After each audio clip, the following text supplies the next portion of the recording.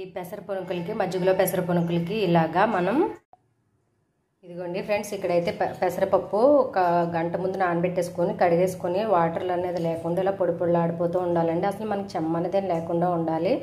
ఇలా కడిగి పెట్టుకున్న పప్పుని మనం గ్రైండర్ అయితే చేసుకోవాలి. ఈ లోపు అయితే నేనైతే ఇంకా మజ్జిగ తాలింపు అయితే పెట్టుకుంటున్నాను.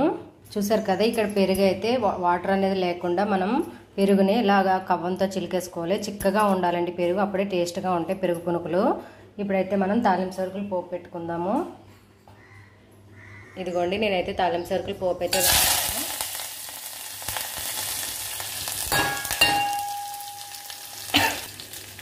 పోపు అయితే వేగిపోయింది కదా, మనం ఇందులో ఉప్పు అయితే వేసేసుకున్నానండి. ఇప్పుడు పెరుగు ఇందులో వేసేసుకోవట్లే. స్టవ్ ఆఫ్ వేసుకుందాం.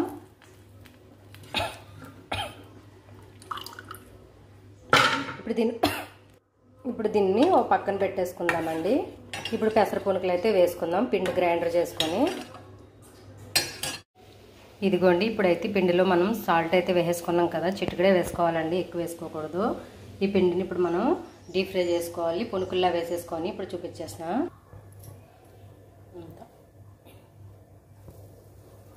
చూసారు, చక్కగా వేయగానే మనకి బుడగల్లా పొంగుతాయి.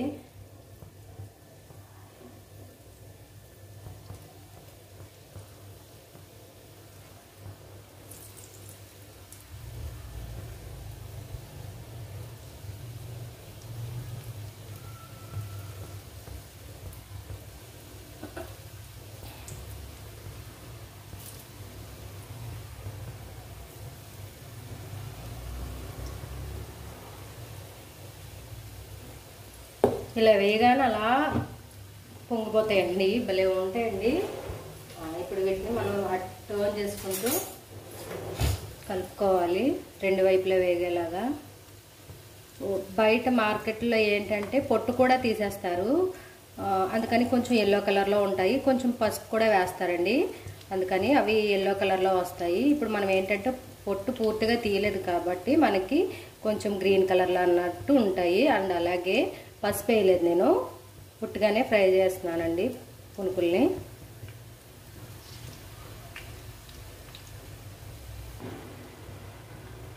ఇక చూసారు కదా, మనకి రెండు వైపులు అయితే వేగిపోయినాయి. ఇప్పుడు వీటిని మనం ముందుగా తాలింపు వేసుకుని మజ్జిగలో వేసేసుకోవటమేనండి.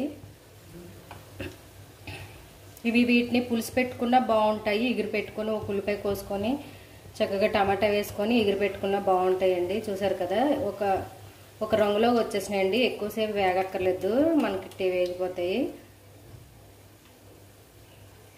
వీటిని ఇప్పుడు నేను మజ్జిగ పులుసులో అయితే వేసేస్తున్నాను.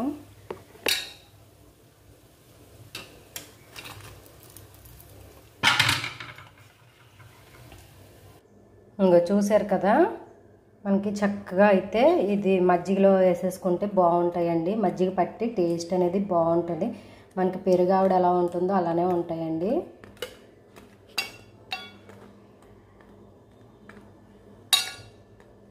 మనం ఈవినింగ్ టైము లేకపోతే మార్నింగ్ అయినా టిఫిన్ కింద చేయొచ్చు, బాగుంటాయి.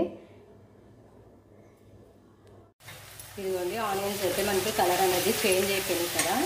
ఇక్కడ నేను కొబ్బరి అండ్ అలాగే ఒక స్పూన్ నువ్వులు అండ్ అలాగే ఒక 20కి జీడిపప్పు తీసుకున్నానండి. ఇప్పుడు ఇవి కూడా వేసేసి మనం ఒకసారి ఇందులోనే వేగించేసుకుందాము.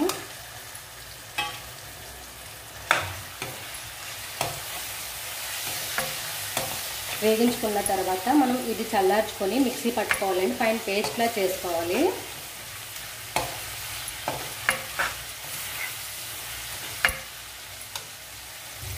ఇప్పుడు ఇది అయితే వేగిపోయింది. నేనైతే మిక్సీ జార్లోకి అయితే తీసేసుకుంటున్నాను. ఇదిగోండి నేనైతే ఇప్పుడైతే ఓ మిక్సీ జార్లోకి అయితే తీసేసుకున్నాను. చల్లారిన తర్వాత ఫైన్ పేస్ట్లా చేసేసుకోవటమే. ఇప్పుడు మనం ఒక 10 నిమిషాలు అయిన తర్వాత మనకి ఈ విధంగా అయితే ఉడుకుతుంది కదండి. మనం ఇప్పుడు ఇందులో రుచికి సరిపడినంత మసాలా పౌడర్ అయితే వేసుకోవాలి. హోమ్మేడ్ గరం మసాలా పౌడర్ అయితే వేస్తున్నాను నేను. ఒకసారి కలుపుకుందాం.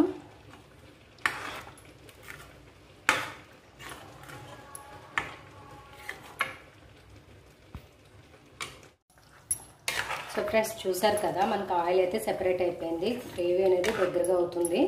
మనం ఇప్పుడు కొత్తిమీరతో గార్నిష్ చేసుకొని సర్వింగ్ బౌల్లో తీసుకొని సర్వ్ చేసుకోండి. చాలా అంటే చాలా టేస్టీగా ఉంటుందండి.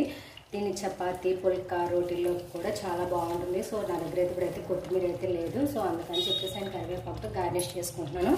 కరివేపాకు కూడా చాలా మంచిది కదండి హెల్త్కి. మనకి హెయిర్ ఫాల్ అనేది ఉండదు కదా. సో ఇప్పుడైతే కరివేపాకుతో గార్నిష్ చేసుకున్నాను. చాలా బాగా వచ్చిందండి కర్రీ. మీరు ఒకసారి ట్రై చేయండి. ట్రై చేసి ఎలా వచ్చింది ఏంటనేది కూడా నాకు కామెంట్ సెక్షన్లో కామెంట్ చేయండి. మీకు ఇంకా గ్రేవీ కొంచెం దగ్గర కావాలి అనుకుంటే కొంచెం ఒక 5 నిమిషాలు అయితే మళ్ళీ మనం సిమ్లో పెట్టేసి కుక్ చేసుకోవటమేనండి.